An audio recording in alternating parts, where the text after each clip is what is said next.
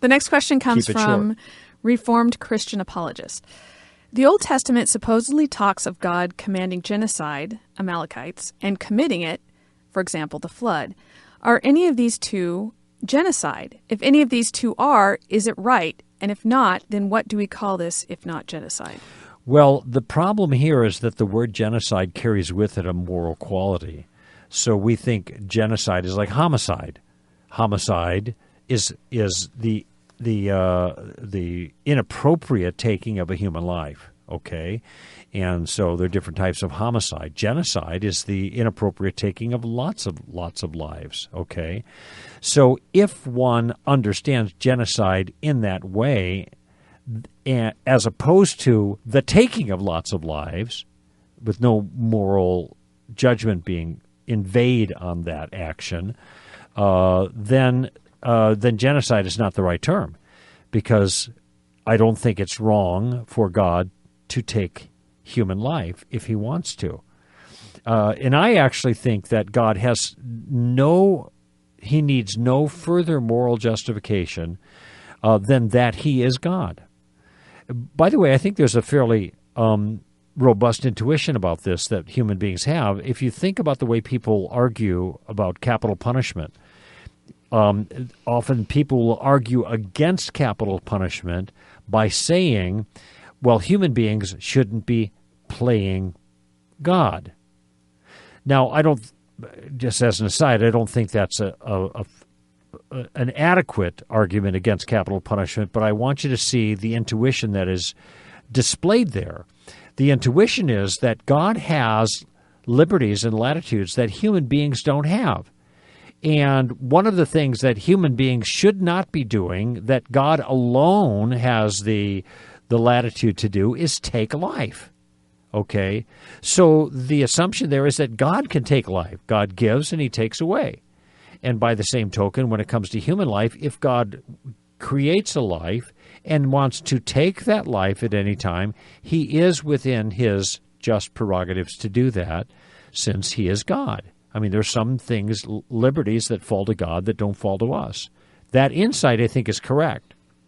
It may turn out that God has delegated some of responsibilities, say capital punishment, to certain governing authorities. So that's another part of that argument. But notice the intuition, and the intuition is God has liberties that we do not. So I think if God decides he wants to wipe out the whole world, he can do that.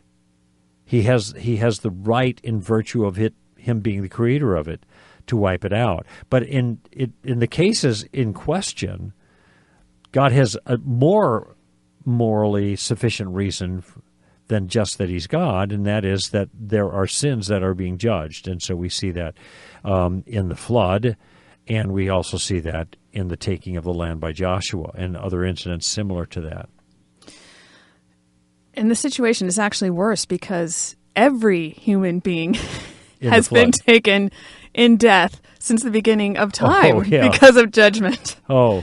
So if he wants to talk about genocide, the entire human race is being wiped out one by one. Well, they've all died. Yeah, the death rate is still 100%.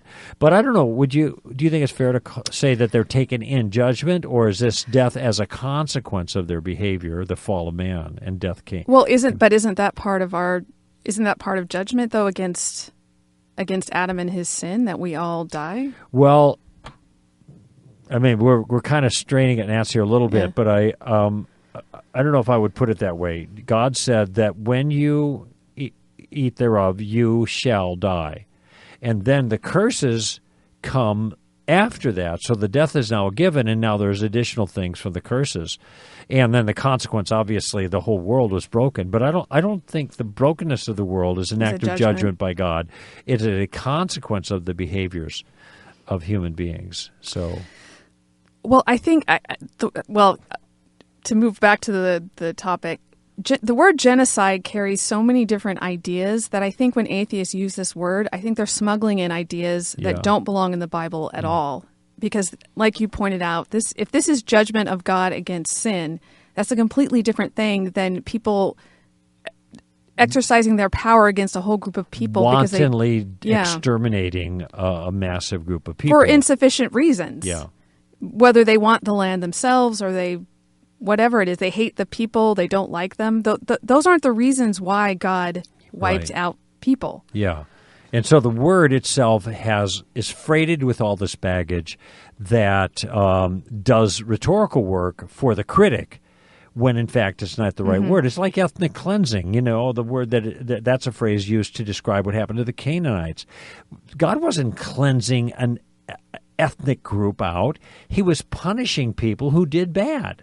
And those who didn't do bad, in the case, or who appealed for mercy, which is Rahab would be an example, didn't get cleansed, ethnically cleansed, because it wasn't a cleanse. And the Jews who would follow in the steps of those that God judged, God would judge them too. So this had nothing to do with race.